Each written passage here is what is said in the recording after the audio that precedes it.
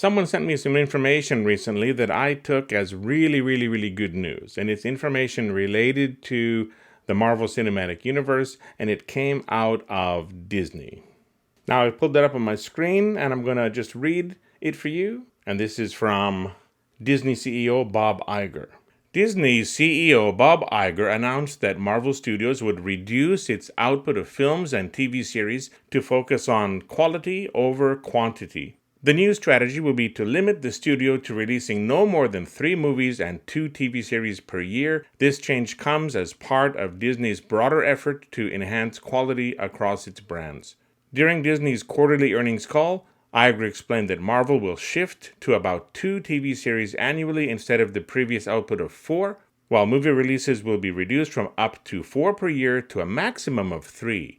This strategy aligns with the studio's commitment to creating high-quality content.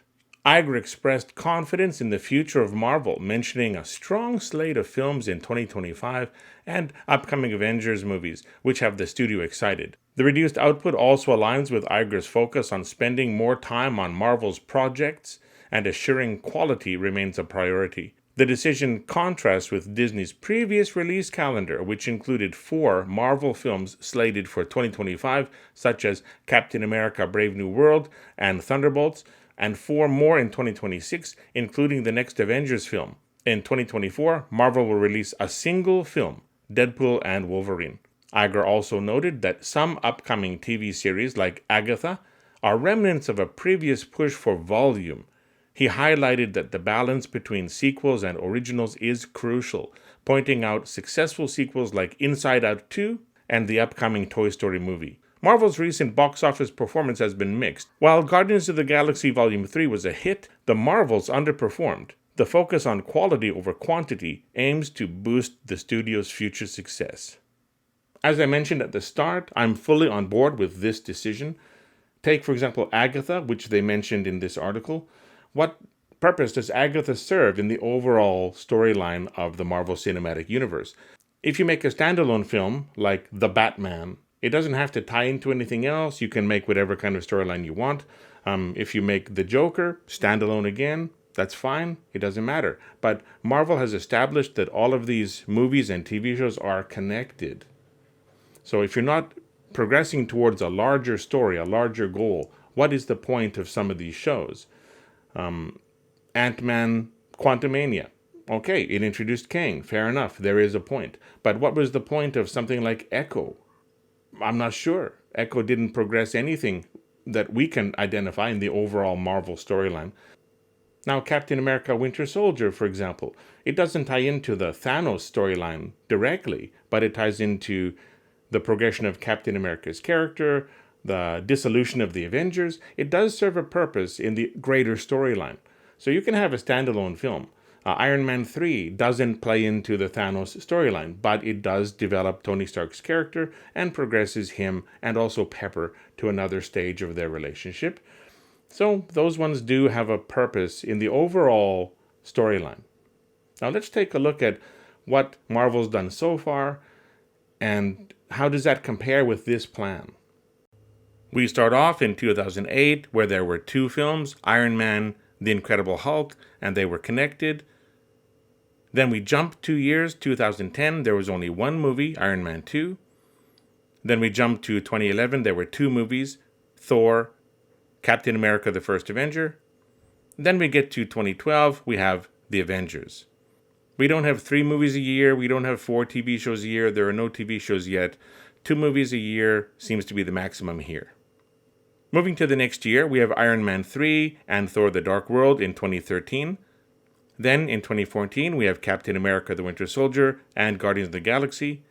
Following that, we have Avengers: Age of Ultron and Ant-Man in 2015.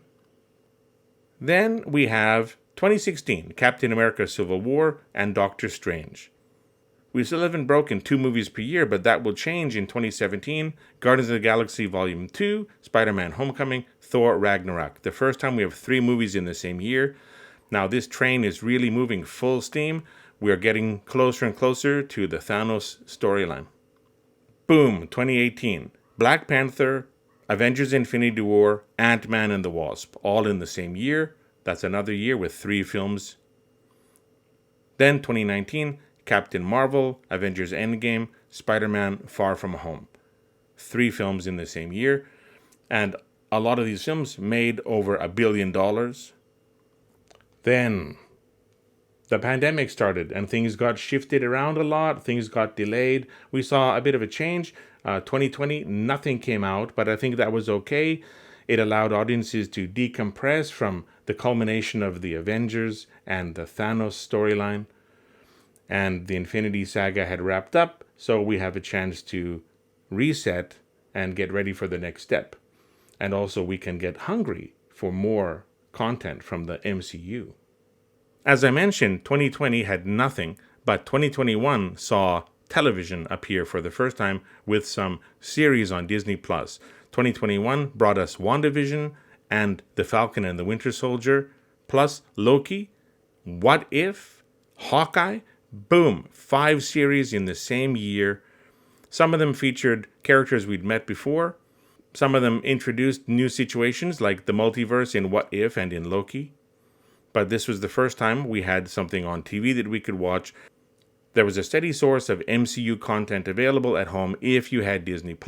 But in theaters, we had Black Widow, which was also on streaming at the same time, Shang-Chi and the Legend of the Ten Rings, and Eternals, plus Spider-Man No Way Home. That's the first time they had 4 films in the same year, but admittedly, one of them was also available on streaming. It was a very, very, very compromised situation for Black Widow. So let's look at this as 1 movie on streaming, a bunch of TV shows on streaming, and 3 movies in the theaters. Moving to 2022, on TV, we had Moon Knight, Ms. Marvel, She-Hulk Attorney at Law. Alongside those 3 television shows, we had Doctor Strange in the Multiverse of Madness, Thor, Love and Thunder, and Black Panther, Wakanda Forever, 3 movies in the same year. Back to streaming. 2023 brought us 3 offerings: Secret Invasion, Loki, What If. In theaters, we had Ant-Man and the Wasp, Quantumania, Guardians of the Galaxy Volume 3, and The Marvels. On the slate for 2024, Echo, Agatha, Eyes of Wakanda, Your Friendly Neighborhood Spider-Man. And then for 2025, Daredevil Born Again, Ironheart, those are on the slate, but we don't know what's going to actually happen. Maybe something will get changed or shifted or canceled. And on the slate for theaters, we have Deadpool and the Wolverine in 2024, and then Captain America, Brave New World, and Thunderbolts for 2025. Also planned for 2025, The Fantastic Four and Blade, but that puts us at 4 movies. And then in 2026, Avengers 5, 2027, Avengers Secret Wars, but anything after now, anything after May of 2024, might be shifted or changed or cut entirely.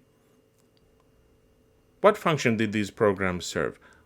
WandaVision was a nice continuation of what happened with Vision in Infinity War, and we got to see the repercussions of that and the damage done to Wanda, which led us into Doctor Strange and the Multiverse of Madness. Fair enough. The Falcon and the Winter Soldier shows more of a bonding between 2 characters we're familiar with and sets up Sam as the new Captain America, which plays into a future film. Fair enough. Loki escaped from custody in Avengers Endgame. We get to see what happened to that variant of Loki in Loki, and it also opens the door to the multiverse, followed up with Loki 2. Fair enough. What If, exploring the idea of the multiverse. Fair enough. Hawkeye, we get to see more of Clint and what goes on in his life and how he wants to retire from this. So that gives fans of this character a nice little treat and also opens the potential for the next Hawkeye. Fair enough. Moon Knight doesn't really tie into anything else. I'm not sure what this serves in the future going forward from here. There's nothing mentioned about a Moon Knight 2. We don't have any hint that Moon Knight is going to be part of any of the teams or the larger Marvel Cinematic Universe. I love the character, I loved the series, but did this need to be made?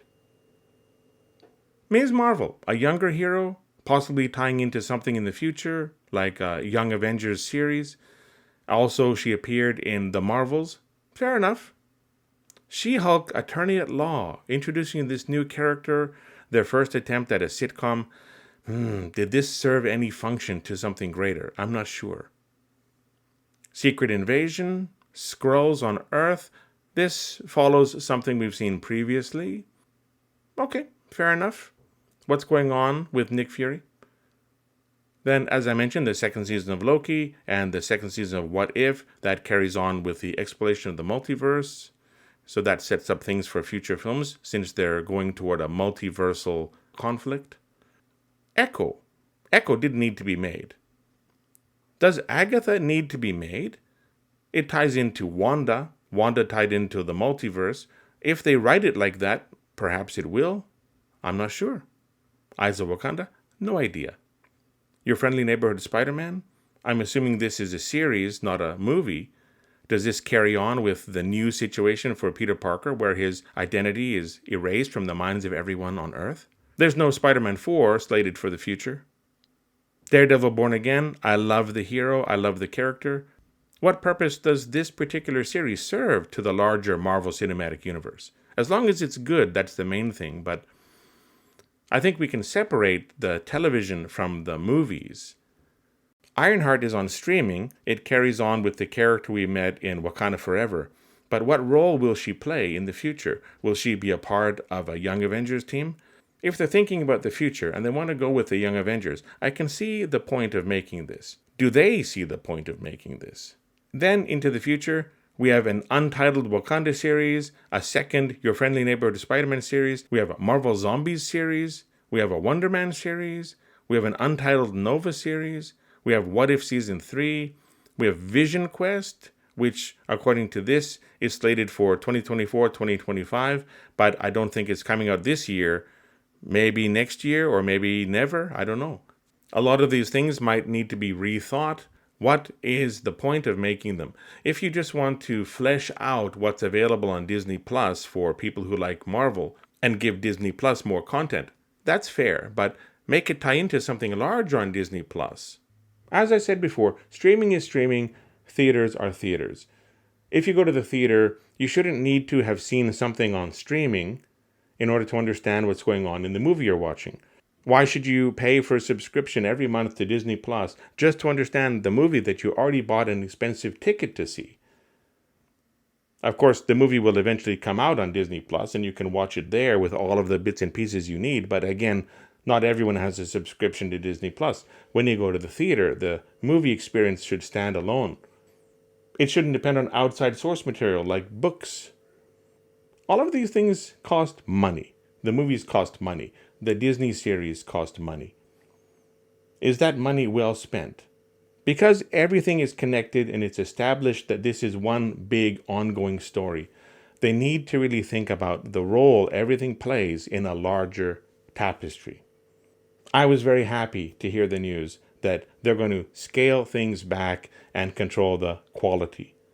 Maximum 3 movies a year, maximum 2 series a year. Let's see what they do. But first, they need to know their direction and have an endpoint in mind. If you don't know where you're going, you don't know how to get there. Thank you for watching.